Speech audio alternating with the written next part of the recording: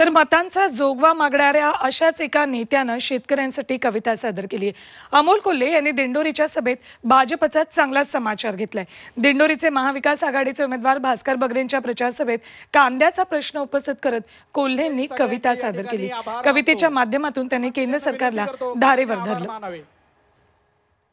येताना काही झेंडे दिसले, येताना काही झेंडे दिसले, झेंड्यावरचं कमळ दिसलं. येताना काही रस्त्याना झेंडे दिसले, झेंड्यावरचं कमळ दिसलं.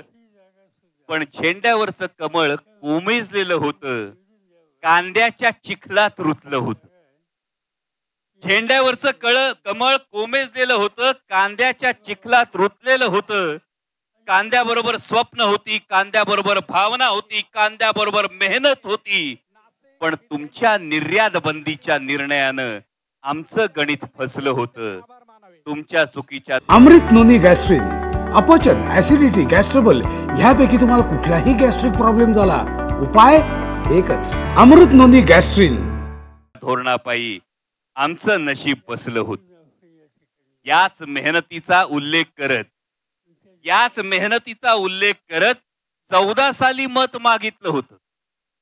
याच मेहनतीचा उल्लेख करत, आठवत असेल तुम्हाला, याच मेहनतीचा उल्लेख करत 14 साली मत मागितलं होतं. पण आज मात्र त्या कांदा उत्पादकाला चकार शब्दानं पुसलं नव्हतं.